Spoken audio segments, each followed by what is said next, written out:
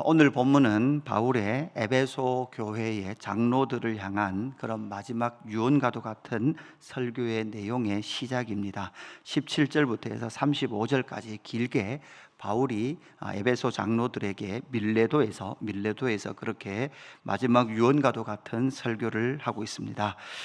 교회의 모델이 바로 에베소였습니다. 바울은 에베소에서 두라노 서원에서 2년, 그리고 회당에서의 3개월, 총 한 3년 가까운 시간을 에베소에서 목회하고 교회를 세웠습니다. 그러면서 예수의 길, 예수의 복음을 그들에게 전했던 곳이 바로 에베소였고, 에베소의 그 대부흥의 역사들을 경험했던 것이 바로 에베소 선교회의 특징이었습니다. 그러나 바울은 에베소의 폭동, 아데미 신상을 섬기는 자들의 폭동에 의해서 에베소를 급하게 떠났던 적이 있습니다. 급하게 떠났던 그 에베소의 장로들, 목회자들과 리더십들을 모아서 밀레도에서 그는 이렇게 마지막 유언과도 같은 설교를 하게 되는 거죠. 바울은 지금 이제 22절에 보니까 보라, 이제 나는 성령에 매여 예루살렘으로 가는데, 이렇게 말하고 있죠. 성령에 매여 예루살렘으로 가는데 23절, 오직 성령이 각 성에서 내게 증언하여 결박과 환난이 나를 기다린다, 이렇게 말하면서 이제 얼굴과 얼굴을 대면하여서 만날 수 있는 것은 이번이 이게 마지막이다, 이렇게 바울이 에베소 장로들에게 말을 하고 있습니다. 이런 상황 가운데에서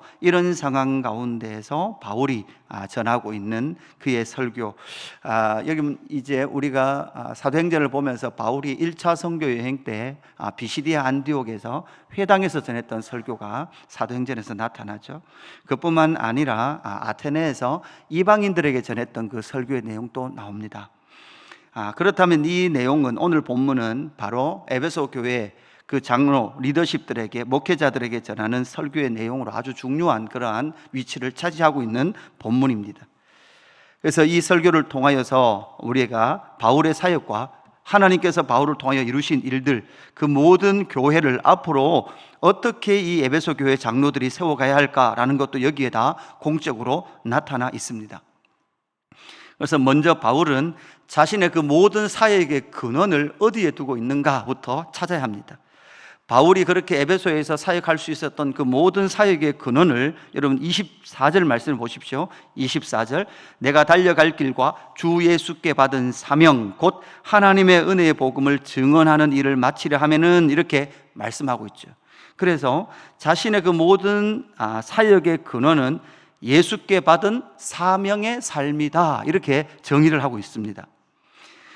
내가 달려갈 길과 주 예수께 받은 사명, 이렇게 말하는 순간 바울이 그러한 삶을 살았던 이유는 바로 예수께 받은 사명이 있다는 거죠.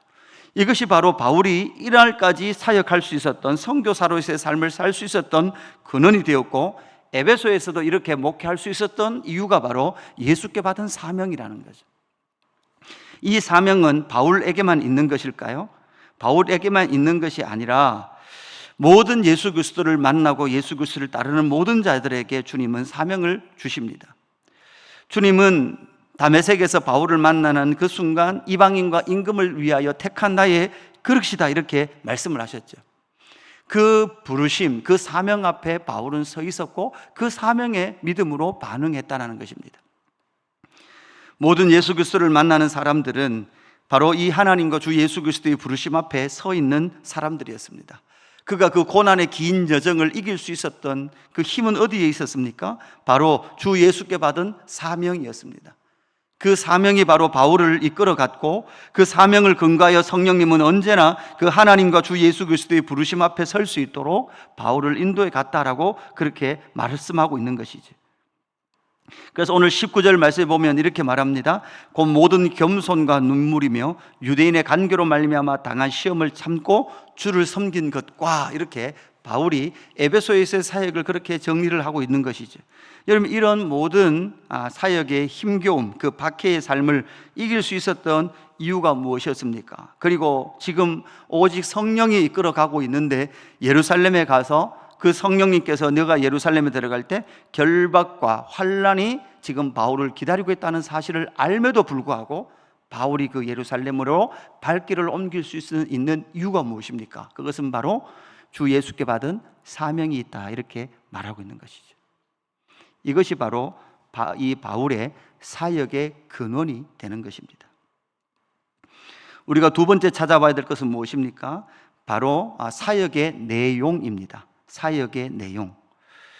그 사역의 내용은 하나님의 은혜의 복음을 증언한다 이렇게 말씀하고 있습니다. 그래서 다시 한 번 더 24절에 봅니까? 내가 달려갈 길과 주 예수께 받은 사명 곧 하나님의 은혜의 복음을 증언하는 일을 마치려 하면은 이렇게 말하고 있죠.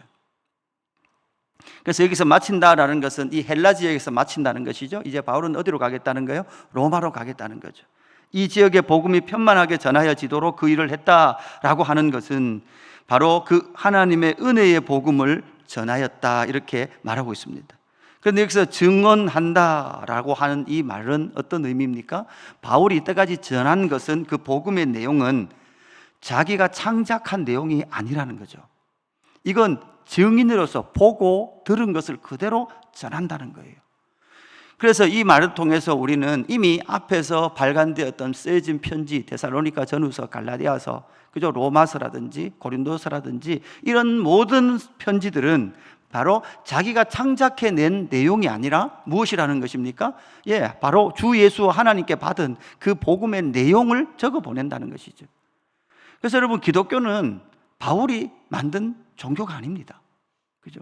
이미 구약에서부터 하나님과 주 예수 그리스도 삼위 하나님의 구원의 역사의 경륜 가운데서 나타날 수밖에 없는 복음의 진리가 기독교라는 것으로 드러나게 된 것이지, 바울의 창작에 의해서, 바울의 그러한 내용에 의해서 시작된 종교가 아니다라는 것을 우리가 분명히 알게 되는 것이죠. 그 내용은 무엇입니까? 25절에 보니까 이렇게 분명히 말씀하고 있죠. 보라, 내가 여러분 중에 왕래하며 하나님의 나라를 전파하였으나 이렇게 말하고 있습니다. 그래서 창세기로부터 해서 구약 성경을 이끌어 내려왔던 바로 하나님의 나라 이야기, 그 하나님의 나라의 복음의 역사들을 그들에게 전한 그 내용, 그것이 바로 증거된 증언이다라고 말씀하고 있습니다. 여러분, 이것은 예수님께서 이 땅에 오셔서 사역하신 것도 그렇게 사역하셨습니다. 오직 아버지께서 가르치고 말하라는 것만 내가 말한다 라고 말했듯이, 바울의 사역의 내용 역시도 바로 하나님과 주 예수 그리스도께서 증언하라고 한 것만 말한다는 거예요. 증언했다라는 것을 우리에게 말씀해 주고 있습니다. 그래서 바울은 그렇게 증인이었기 때문에 26절, 27절에 보니까 그러므로 오늘 여러분에게 증언하거니와 모든 사람의 피에 대하여 내가 깨끗하니, 모든 사람의 피에 대해서 깨끗하다는 것은 모든 복음을 온전히 뭐 했다는 거예요? 자신은 증언했다는 거예요. 그래서 27절, 이는 내가 꺼리지 않고 하나님의 뜻을 다 여러분에게 전하였습니다. 그래서 자기에게 증언하였던 그 모든 증언, 어떻게 보면 바울이를 구약에 능통한 학자로 그렇게 하나님께서 준비시켜 놓으셨던 것이죠. 구약에 능통한 학자로 준비시키시고 그 모든 구약에 나타난 그 모든 역사를 주 예수 그리스도의 그 은혜의 복음으로 해석할 수 있는, 그 예수 그리스도께 성취하신 하나님의 나라의 구원의 완성을 바울에게 증언해 주셨고, 그것을, 그 하나님의 뜻을 바로 에베소 장로들에게 모두 다 전하였노라. 바울은 그렇게 말씀하고 있죠. 그래서 그 내용은 바로 21절에 가보십시오. 이렇게 되어 있습니다. 유대인과 헬라인들이라는 말은 무슨 말입니까? 모든 자들을 말하는 거죠. 모든 자들에게 하나님에 대한 회개와 우리 주 예수 그리스도에 대한 믿음이에요. 그 두 가지입니다. 하나님에 대한 회개. 여러분, 우리가 예수 그리스도의 십자가 앞에 서면 무엇을 회개합니까? 하나님이 사랑의 왕이시고 하나님 우리를 이렇게 사랑하셨다는 것 앞에 우리가 설 때 우리는 회개를 할 수밖에 없습니다. 왜냐하면 우리는 언제나 하나님의 사랑을 의심하며 살아갑니다. 하나님의 왕권을 잘 인정하지 않으며 살아갔던 우리의 죄를 회개할 수밖에 없습니다. 그렇게 회개할 때 우리 주 예수 그리스도에 대한 뭐가 생겨요? 믿음. 하나님과 우리의 관계 속에 중개자, 바로 중보자로 서 계시는 우리 주 예수 그리스도에 대한 믿음이 생길 수밖에 없다라는 것을 말씀해 주고 있습니다. 그래서 바울이 전한 은혜의 복음의 내용이 무엇이다라는 것을 우리에게 말해 줍니다. 그래서 사역의 근원, 사역의 내용이라면 사역의 방법이 무엇일까요? 마지막 하나 살펴봐야 될 것은 사역의 방법을 공적이고 공유된 사역을 바울은 했습니다. 다시 공적이고 공유된 사역을 했습니다. 여러분 18절 말씀에 다시 보면 이렇게 되어 있습니다. 18절, 오매 그들에게 말하되 아시아에 들어온 첫날부터 지금까지 내가 항상 여러분 가운데서 어떻게 행하였는지를 여러분도 아는 바니, 이렇게 말하고 있죠. 그러니까 바울의 그 모든 사역은 에베소 장로들뿐만 아니라 에베소 안에 있는 믿음의 사람들이 바울의 그 모든 사역과 삶을 뭐 한다는 거예요? 여러분도 아는 바니, 이렇게 말을 하고 있죠. 여러분, 제가 이 본문에서 몇 번 말씀을 드린 적이 있습니다. 제가 이제 예수 그리스도교회 목회의 사역을 마치고 마지막 여러분에게 설교하는 그날, 제가 이 교회에서 어떻게 목회했는지 여러분도 알지 않습니까? 그럴 그 순간 여러분이 모르겠는데요. 목회하면 어떻게 할지 모르겠습니다. 이러면 여러분, 이건 그냥 저 혼자만의 사역이었다는 거죠. 저 혼자만의 삶이었다는 거죠.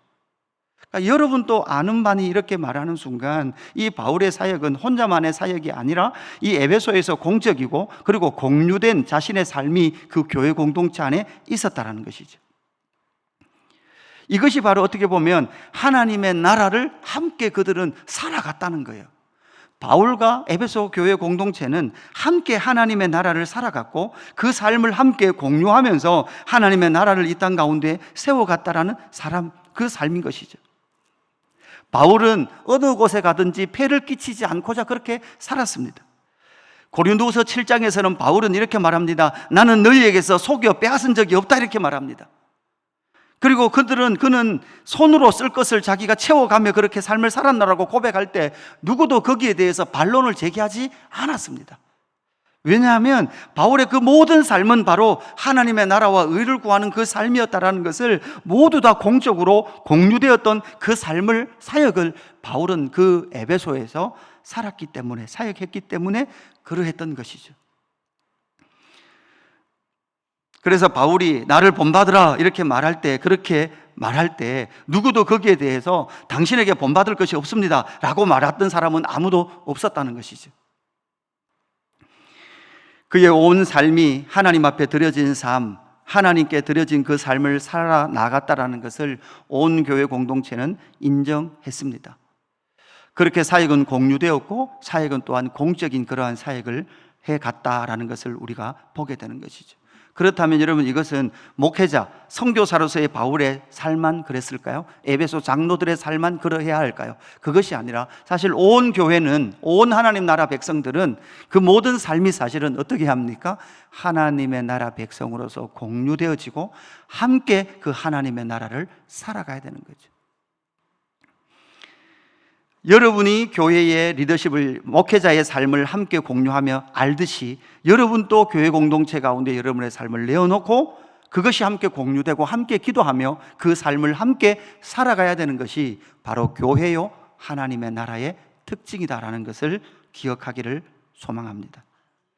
오늘 이 말씀을 정리하면서 바울은 가장 길게 사역했던 에베소, 한 지역에서 가장 길게 사역했던 것이 에베소거든요. 그 에베소, 그리고 교회의 모델이 되어야 된다고 생각했던 에베소 교회 장로들에게 권면하고 있는 이 마지막 설교를 보면서 그의 사역의 근원, 그의 사역의 내용, 그의 사역의 방법까지 우리가 살펴보면서 이것은 목회자들에게만, 장로들에게만 규정되는 것이 아니라 모든 하나님의 나라 백성들이 이 부분에 대해서 고백할 수 있어야 된다는 것을 기억했으면 좋겠습니다. 기도하겠습니다. 하나님 아버지, 그의 모든 사역의 근원은 주 예수께 받은 사명에, 그의 삶에, 그의 사역에 뿌리를 두고 있었습니다. 그리고 그가 전한 내용은 그 자신이 창작하거나 지어낸 내용이 아니라 바로 자신에게 말씀하시고 구약의 모든 말씀을 통하여 증언하신, 증명해내신 예수 그리스도의 십자가와 부활의 내용이었노라 라고 고백하고 있습니다. 그리고 그의 모든 에베소의 사역은 공적이었고 함께 공유되었으며 그곳에서 함께 하나님의 나라를 세웠노라고 바울이 에베소 장로들에게 고백하고 있습니다. 하나님, 이 모든 삶이 하나님 앞에 선 사명받은 자의 삶이었던 것처럼 신약 시대를 살아가고 있는 모든 부르심을 받은 우리가 이 삶을 함께 공유하며 나아갈 수 있도록 역사하여 주옵소서. 그래서 함께 하나님의 나라를 세우고 주님의 몸된 교회를 이 땅 가운데 열방 가운데 함께 세워가는 믿음의 지체, 믿음의 교회가 될 수 있도록 역사하여 주옵소서. 감사함을 드리며 구주 예수 그리스도 이름으로 기도드리옵나이다. 아멘.